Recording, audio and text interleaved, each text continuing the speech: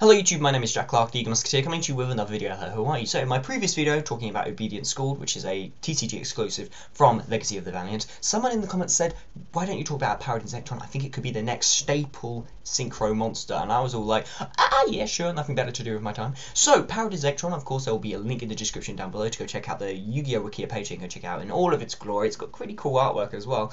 It is a light machine Synchro monster, and it is a level 6, a generic level 6 no less, with 2500 attack and 1600 defense. Its effect is that when it is synchro summoned during that turn, it can't be destroyed by battle or by card effects, and you take no damage. So, as for its status being the next generic, staple level 6 synchro, I am not overly convinced. It is a good card, it is a very good card, but comparing this card to something like HTS Sahemoth, which I think is probably the next best thing in terms, it's the best level 6 synchro I think we have at the moment.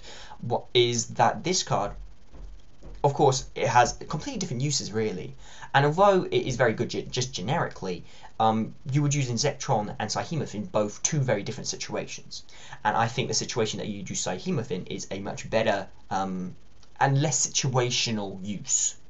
So with Powered Inzektron, of course, during the turn that you use it, it is you can't destroy it by battle or by card effects and you take no damage. So what this will mean is, because it can't be destroyed by card effects or by battle, and you take no damage, it means that you can kamikaze into 2500 attack point monsters your opponent controls, and they get destroyed, and it not be during the turn you synchro summon it, which is a nice utility to have, I guess. In addition to that, although you could just go for Guy Knight, actually, now that I think of it, but the reason why you'll be using Inzektron will be because you can make pushes with it, and you will summon this, and you will just attack and not have to worry about, I don't know, like Mirror Force and all that kind of stuff. It still falls prey to common back row like Dimensional Prison and the like, but I'm seeing recently Mirror Force become more popular than Prison, simply because it can hit a wider range of monsters and disrupt your opponent's field more so. So its protection effect for the turn that you use it is actually quite nice, and of course has a nice niche with being able to attack and destroy monsters that have 2500 attack points as well. It being a machine type monster as well means it has machine support, which is great, I guess. I can't think of any direct uses apart from limiter removal, which is very rarely used in many machine decks unless it's a cyber deck. But the thing is with Inzektron, which I think is probably the key element of it, which will mean the difference between it being played or not, is the fact that its effect only applies during the turn it's used. From that point on, after that turn, it is a vanilla.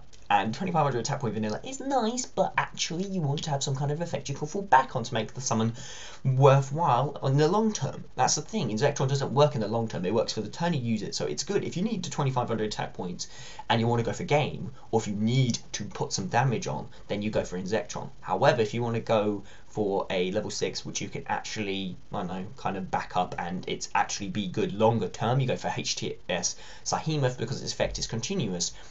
If it battles, you can banish it and the monster it battles. It's basically DD Warrior Lady for level 6 synchros, which is generic as well. It may not have as much attack points, but effect-wise, it's much more valuable than Inzektron longer term, whilst Inzektron is a shorter term monster. So in that case, really, it depends. It's really just going to come down to personal preference.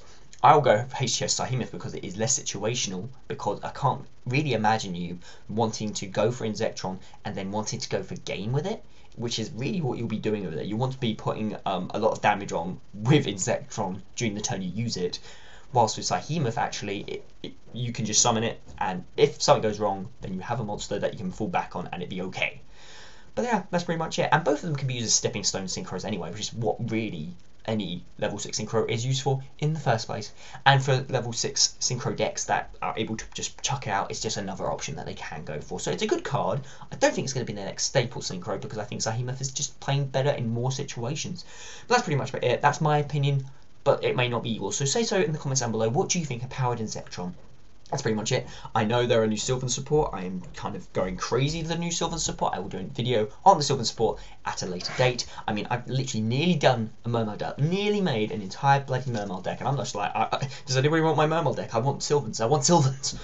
So yeah, I will do a video on that later on, but that's pretty much it. I'm Jack Clark, the Eagle Musketeer. All links in the description to go to the Inzektron's link. That's pretty much it. Goodbye.